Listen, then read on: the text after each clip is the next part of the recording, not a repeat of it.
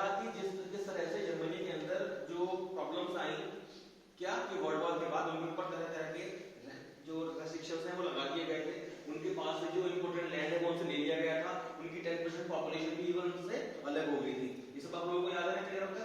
ठीक है। उसके बाद हम लोगों ने फिर डिस्कस किया था कि किस तरह से हिटलर जो है वो पावर उसने अपनी इंक्रीज की और पहले जो इलेक्शंस हुए थे उसको मात्र 2% वोट मिले थे, लगभग 2.6% वोट मिले थे, लेकिन जो नेक्स्ट इलेक्शन हुए 1932 में शायद, तो उसमें उसके पास बहुत अच्छा एक बहुमत आया और 37% उसको वोट मिले और उसकी जो पार्टी है उसकी गवर्नमेंट वहां पे बन गई थी। फिर जब वहां पे केस आता है कल एक तरह से पूरी दुनिया के अंदर मंडिया जाती है, हम लोगों ने डिस्कस किया था इसके बारे में, तो उस समय पे क्या होता है जो देश के राष्ट्रपति थे उन्होंने उसको इनवाइट किया कि आप क्या बन जाइए यहाँ के, क्या बन जाइए, चांसलर बोला था, चांसलर था क्या वर्ड था जर्मनी के अंदर, हाँ वही बनने के लिए वो वहां के चांसलर बन गए। उसके बाद उन्होंने क्या किया, जो वहां का पूरा डेमोक्रेटिक स्ट्रक्चर था जर्मनी के अंदर, जो भी एक सिस्टम था पूरा, उन्होंने उसको चेंज कर दिया और सब कुछ कैसे कन्वर्ट कर दिया अपने हिसाब से, है ना। डिस्कस किया था हमने, जो पहले की चीजें चली आ रही थी, जो उनका नया नया बना हुआ संविधान था, उन्होंने उसके अंदर बहुत सारे चेंजेस कर दिए, प्रेस के ऊपर रेगुलेशन लगा दिए, लोग पब्लिक प्रोटेस्ट नहीं कर सकते थे, किसी भी तरह से गवर्नमेंट के खिलाफ कुछ बोल नहीं सकते थे, और उन्होंने हर तरह की जो और जो दूसरी पॉलिटिकल पार्टीज थी उनके ऊपर बैन लगा दिया और एक तरह से वो जर्मनी के अंदर क्या बन गए, डिक्टेटर बन गए। ये सबको पता याद हो गया तब तक, ठीक है। फिर इसके बाद डिस्कस किया था कि लोगों पे कंट्रोल करने के लिए उन्होंने क्या किया था, जो पुलिस थी उसमें कई तरह की अलग अलग पोस्ट निकाल दी थी, पुलिस और आर्मी के अंदर उन्होंने बहुत ज्यादा इन्वेस्टमेंट करना स्टार्ट कर दिया था, ठीक है। हम लोग लास्ट टाइम कितना हम लोगों ने पढ़ा था।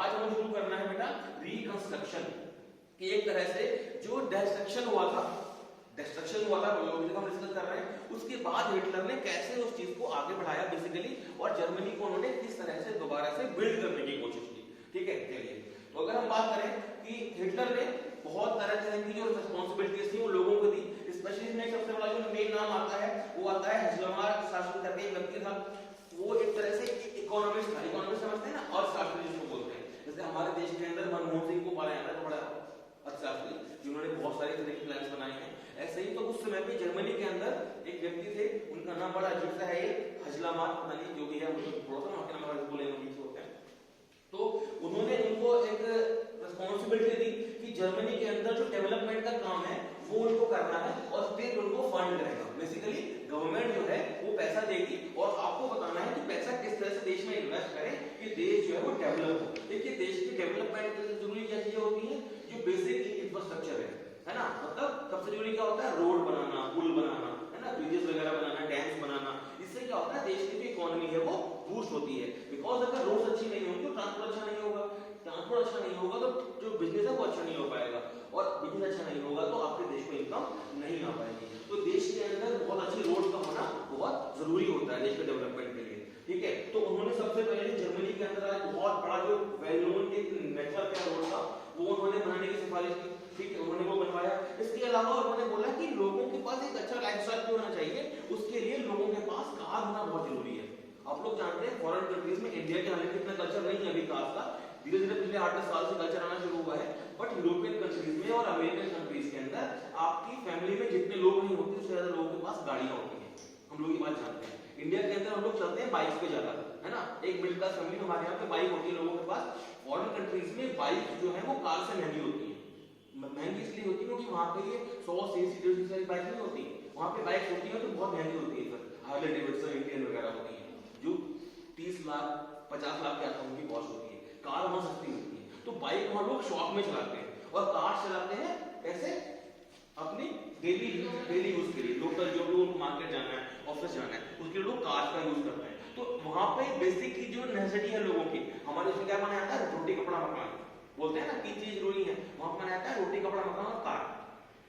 सीरियसली ऐसा है, फॉरेन कंट्रीज के अंदर कार को वो बेसिक माना जाता है। जब बच्चा वहां 16-18 साल का होता है उसको कार घर वाले गिफ्ट कर देते हैं, बेटा तुम्हारी कार ये, ठीक है। वो लोग वहां पे बाइक चलाते हैं, बाइक को वो लोग वहां बहुत ज्यादा मानते हैं डेंजरस, कि बाइक ऐसी चीज नहीं है, ठीक है। तो ऐसे ही जर्मनी के अंदर ये कल्चर आया और उसी की देन है कंपनी का नाम है वॉक्सवैगन, आप लोग सब जानते होंगे वॉक्सवैगन, देखा होगा आप लोगों ने, इसको लोग आप लोग वॉक्सवैगन भी बोलते होंगे, वॉक्सवैगन, हाँ वॉक्सवैगन बेटा वॉक्सवैगन, ठीक है, हाँ वो वी से लिखा जाता है पर नाम होता है वॉक्सवैगन, ठीक है। तो जो वॉक्सवैगन कार है बेसिकली वो कहां की कार है, जी जर्मनी की कार है। हार्ले बेटा, हार्ले यूएसए की कंपनी है, वो बाइक की कंपनी है,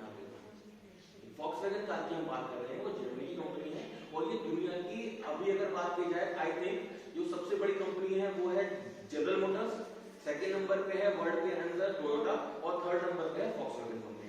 और फॉक्सवैगन कंपनी बेसिकली बहुत बड़ा एक ग्रुप है। फॉक्सवैगन के अंदर और बहुत सारे कार्स आती हैं, जो बहुत सारी छोटी छोटी कार कंपनीज हैं जिनको हम मार्केट में देखते हैं, स्कॉडा वगैरह, ये सब फॉक्सवैगन के ग्रुप है। ठीक है, बहुत सारी इसके अंदर कंपनी है, तो मैंने बात नहीं करते जाता। बता दो जो फॉक्सवैगन कार है, फॉक्सवैगन का मतलब होता है, हम लोग क्या बोलते हैं, फोक्स। फोक्स का मतलब क्या होता है, जनता, आम जनता बोलते हैं ना, फोक्स, हेलो फोक्स इस तरह से बोलते हैं। तो फोक्स का मतलब होता है पीपल, आम लोग, और वैगन मतलब होता है कार। हम लोग बोलते हैं ना वैगन, सुना होगा आप लोगों ने, वैगन आर कार आती है हमारे यहाँ की, वैगन आर, वैगन का मतलब होता है कार बेसिकली। तो अभी हम लोग जब गाड़ी में जाते हैं ना, क्या बोलते हैं, जब मार्केट में जाते हैं अपने ट्रेन में, तो उसको ये बोलते हैं कि कौन से वैगन में बैठे हो आप। तो वैगन या फिर कार एक ही मतलब होता है। वैगन का मतलब बेसिकली गाड़ी आप कह सकते हैं, वैगन है एक तरह से गाड़ी के लिए एक वर्ड है। ठीक है, तो फॉक्सवैगन क्या हो गया, जनता की कार, आम लोगों के लिए कार, पीपल के लिए कार। ठीक है, तो ये उन्होंने कल्चर कहां से सीखा था, यूएसए से। बिकॉज यूएसए के अंदर फोर्ड कंपनी में कार का नाम था मॉडल टी कार, बहुत फेमस हुई थी 1913-14 के आसपास। मॉडल टी कार बहुत फेमस हुई थी अमेरिका के अंदर। तो उसी के बेसिस पे कि अमेरिका में इतना बड़ा एक क्रांति आई है, फोर्ड ने बहुत ज्यादा डेवलप किया है अमेरिका को, अब जब से वहां पे कार बननी शुरू हुई थी। तो उसी को देखते हुए जर्मनी के अंदर जो फॉक्सवैगन है उसको लॉन्च किया गया, और वो एक तरह से आम जनता की कार वहां पर बन गई थी। ठीक है, समझ में आया। इसके बाद हम बात करते हैं कि जो फॉरेन पॉलिसी थी हिटलर की, वो भी बहुत तेजी से आगे बढ़ रही थी। उन्होंने जो लीग ऑफ नेशंस बेसिकली एक ग्रुप था बहुत सारे देशों का, उससे उन्होंने अपने आप को अलग कर दिया, और जो राइन लैंड उन्होंने डिस्कस किया था, जिसके ऊपर फ्रांस ने अपना कब्जा कर लिया था, उन्होंने उसको वापस से रिक्वायर कर लिया, जो कि बहुत ज्यादा रिसोर्स वाला एरिया था। राइन एक रिवर है, बताया था मैंने आपको, राइन रिवर के पास का जो बेसिन था बेसिकली, वहां पर बहुत सारे जो रिसोर्सेज उनको अवेलेबल होते थे, तो उसके ऊपर फ्रांस और बाकी देशों ने अपना कंट्रोल कर लिया था फर्स्ट वर्ल्ड वॉर के बाद। ठीक है, उन्होंने वापस से उसको 1936 में रिक्वायर कर लिया। ठीक है, और ऑस्ट्रिया, ऑस्ट्रिया एक देश आपको पता है, ऑस्ट्रिया है ना, तो जो हिटलर थे वो रहने वाले बेसिकली जर्मनी के नहीं थे, कहां के थे, ऑस्ट्रिया के थे। तो उस समय पे ऑस्ट्रो हंगेरियन एम्पायर हुआ करता है, पहले हम लोगों ने पढ़ा है चैप्टर 5 वाला चैप्टर में पढ़ा है। ठीक है, तो उन्होंने ऑस्ट्रिया और जर्मनी को एक साथ मिला दिया। इसके अलावा जो आसपास के लोग थे उनको भी उन्होंने साथ मिलने के लिए बोला, और उन्होंने एक नारा दिया था, one people one empire and one leader. ये मतलब हम सब लोग एक जैसे, फॉर एग्जांपल बात कर ले इंडिया, पाकिस्तान, बांग्लादेश, हम बेसिकली वन पीपल हैं नहीं, अल्टीमेटली अगर देखा जाए तो हम लोग एक ही हैं। बाद में लगा हम एक, जो हमारे देश में जो दीवारें हैं वो बन गई, डिविजन बन गए, बट बेसिकली इंडिया पाकिस्तान के व्यक्ति में आप सामने खड़ा कर दें तो कोई देख पता चलेगा कौन इंडिया का कौन पाकिस्तान का है। बिल्कुल सब हमारा कल्चर, लैंग्वेज का कुछ एक बिल्कुल जैसा है। ऐसे ही ऑस्ट्रिया, जर्मनी, हंगरी, ये कुछ कंट्रीज हैं यूरोप के, तो उनका बेसिकली सब कुछ एक जैसा था, लैंग्वेज वगैरह, कल्चर वगैरह सब कुछ। तो उन्होंने उन सबको आपस में मिलाने की कोशिश की, साथ मिलाने की कोशिश की, और एक नारा दिया क्या, one people one empire and one leader. समझ में आ रही है बात। ठीक है, इसके बाद उन्होंने चेकोस्लोवाकिया जो कंट्री था उसको अपने कंट्रोल में ले लिया, उसको अपने साथ मिला लिया। बेसिकली चेकोस्लोवाकिया पहले कंट्री हुआ करता था, अब चेकोस्लोवाकिया नाम का कोई कंट्री दुनिया में नहीं है। अभी चेक रिपब्लिक अलग है और स्लोवाकिया रिपब्लिक अलग है, दो अलग अलग कंट्री बन चुकी है इसमें से। ठीक है, तो उसमें भी एक कंट्री हुआ करता था, उन्होंने उसको भी इस तरह से अपने उसमें मिला लिया, और इसके बाद उन्होंने जो आसपास के और जो भी रीजन है उनके ऊपर कंट्रोल कर लिया, और जो छोटे कंट्रीज हैं उनको उन्होंने अपने साथ में ले लिया, उनको अपने ऊपर उनका अपना बेसिकली कंट्रोल कर लिया।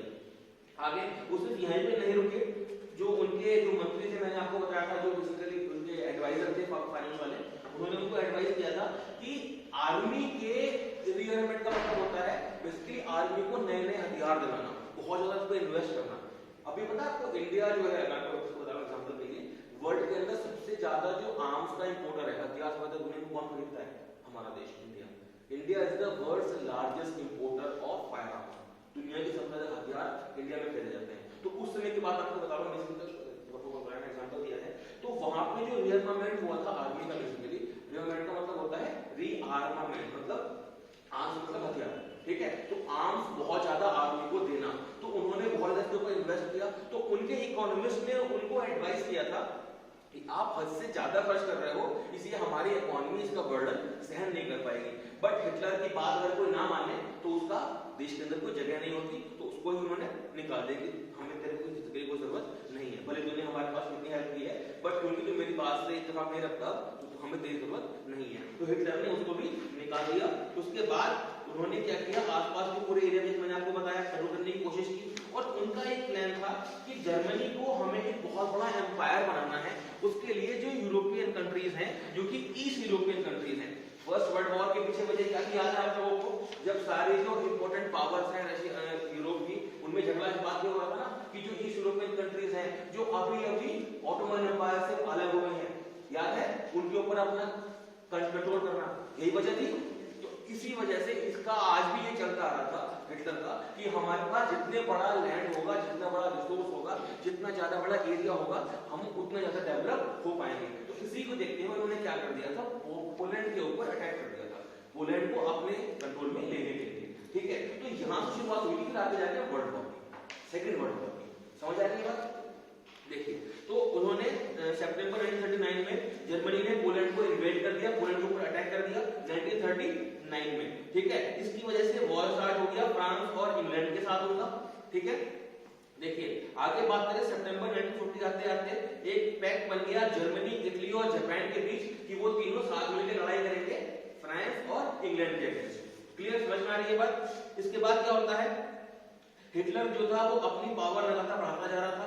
हिटलर के साथ साथ जो उनके जो छोटे मोटे कंट्री जो उनका सपोर्ट करने वाले थे वो उनको सपोर्ट कर रहे थे, और धीरे धीरे जो हिटलर है वो बहुत तेजी से अपना एक तरह से पावर उनके पास आती जा रही थी और वो कंटिन्यूअसली ऊपर उठता जा रहा था, ठीक है।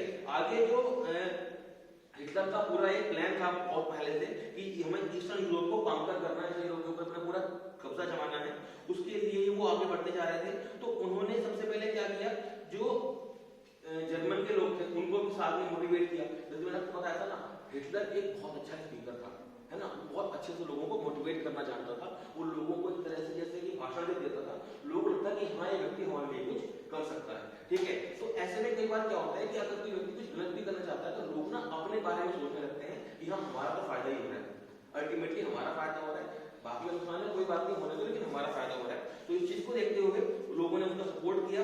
बट उससे सबसे बड़ी गलती क्या हो गई कि उसने सोवियत यूनियन पे अटैक कर दिया 1941 में।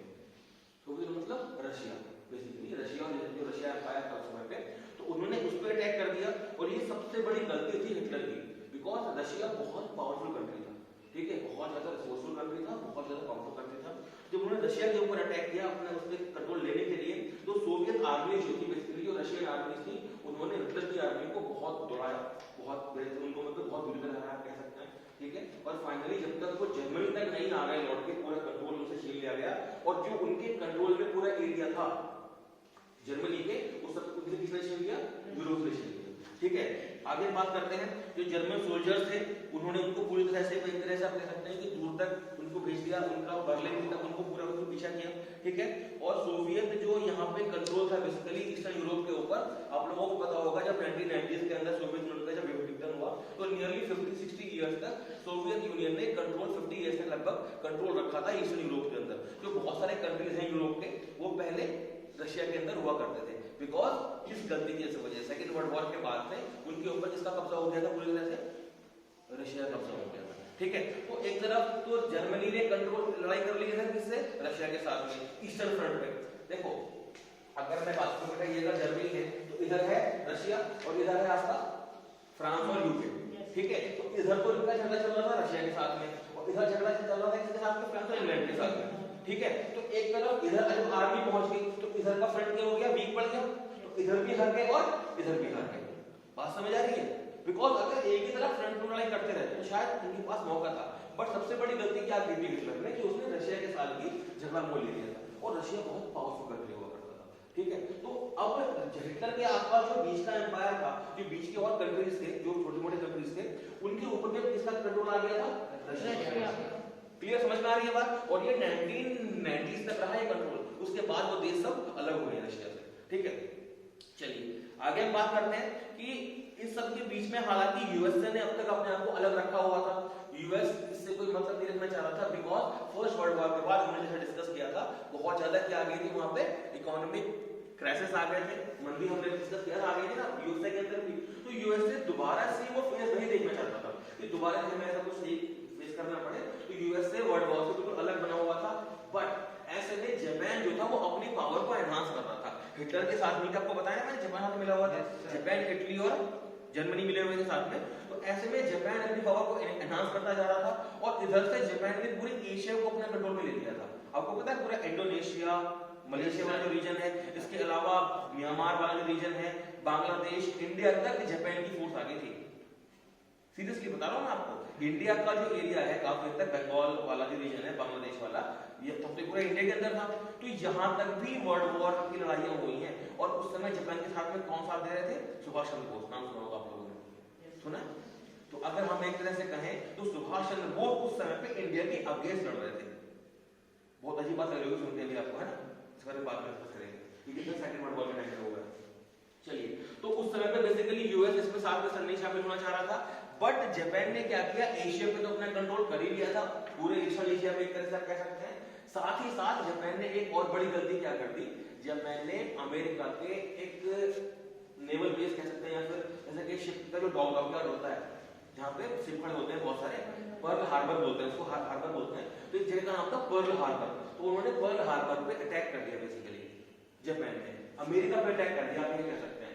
अमेरिका को फिर ये चीज सहन नहीं हुई। उसके बाद अमेरिका ने हिरोशिमा और नागासाकी का जो बम गिराया था, एटॉमिक बम, ये सब बच्चों को पता होगा, है ना? तो जो एटॉमिक बम गिराए थे हिरोशिमा और नागासाकी पे, जापान ने उसके बदले में गिराए थे।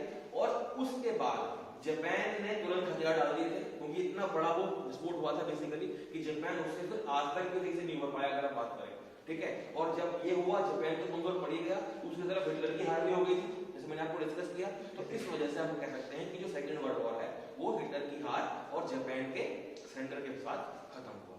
क्लियर, समझ में आई इतनी बात? समझ में आ रहा है?